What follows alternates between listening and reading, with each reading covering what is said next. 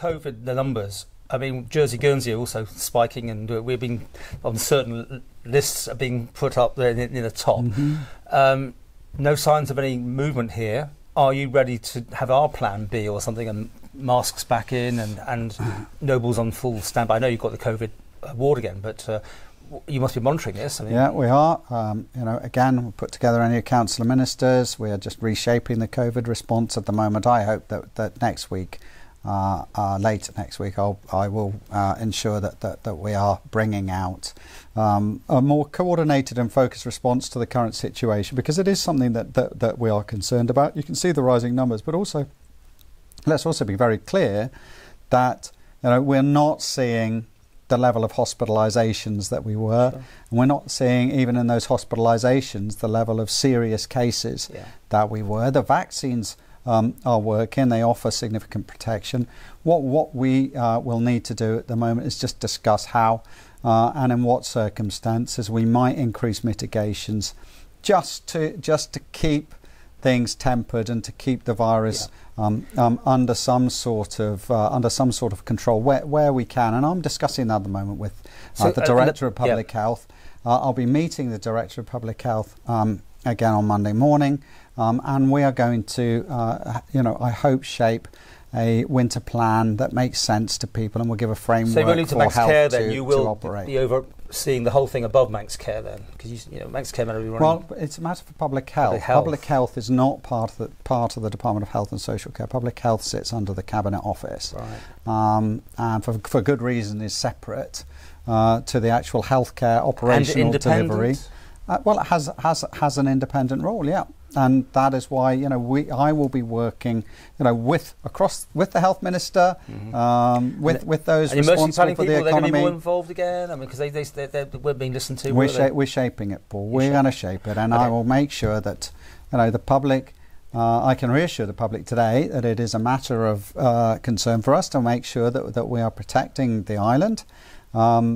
And that will come forward next week, I hope later next week, with some more information about how we view the winter shaping up and what we are going to do to make sure that we are dealing with this in a responsible and effective way. It is interesting, we've had this chat many times, not just you, that if the government tells us to put on masks, we'll all put our masks on, but as it stands, no one's bothering. Do you want to get back to that level where the government are telling us what to do? I don't. Ideally not, Paul, no. I mean, that's why I'm talking about shaping a plan with the Director of Public Health, the Health Minister and the other interested parties to make sure that we are acting responsibly, but hopefully without directly interfering across the board in the way that people are looking to themselves go about their daily lives. And, let me be clear, I mean, COVID is with us now. It's with us, it would seem, for the long term. We're all feeling our way through this in terms of what living with this actually means. The vaccines are working. They have significantly protected people on this island. What I am potentially looking to do now over the winter is just ensure that we sensibly try and mitigate where appropriate to protect predominantly the health service from becoming in any way, shape or form overwhelmed, and that means responsibly acting and working with the community in various areas to ensure the right mitigations are in place. These people at the airport and at the seaport, there's hundreds of people waving you through. Is that now necessary? I mean, is there any point in taking these details, do you think? Or is that something you need to look at as well? Paul, look, all the policies are constantly going to be reviewed. The primary one at the moment, we can see the level of outbreak in the schools, and that's actually driving the COVID figures quite significantly.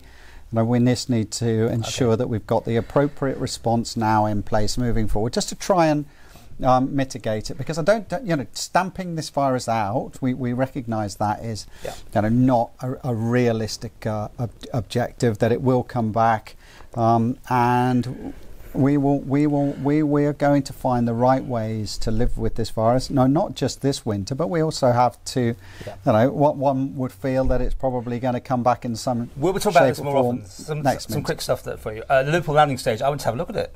I went to see nothing. I just saw nothing. I mean, I went there a couple of years ago. There's nothing to see. And then you got the minister saying he's not sure if it's going to be open for 2022 TT. Well, I mean that's just ridiculous because obviously that date was put back ages ago, wasn't it?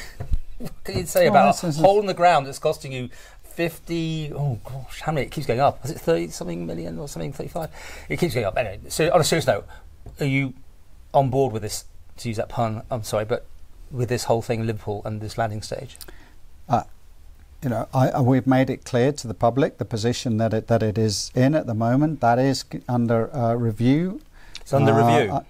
Of course, you're not going to have a project exceeding that sort of budget that is not under review, and that you're not Could you pull the plug looking at with significant concern. Would you pull the plug, Paul? I'm not going to jump to presumptions before I have had a chance with the new DIY minister and the current council of ministers to examine it. You have to, of course. I know, you're going to have to be. Look, we're picking up areas of concern. That's part of the role. But look, I also want to be clear with you that the fundamental major, part of shaping the future is getting this island plan together and looking as to how we can successfully build a secure, vibrant and sustainable island into the future.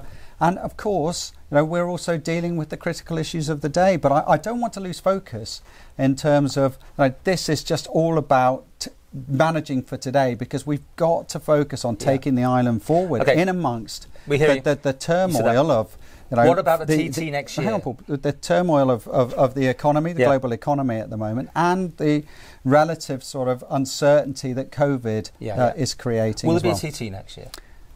Yes, as far as I'm concerned, there will be a TT. I'm looking forward with optimism to a really successful summer next year. Right. My hope is that we will get through this period with COVID, that we will be able to really sort of open up to visitors properly, and that we're going to have a successful summer and a successful TT, and that's going to provide a platform for economic recovery right through the course of this administration.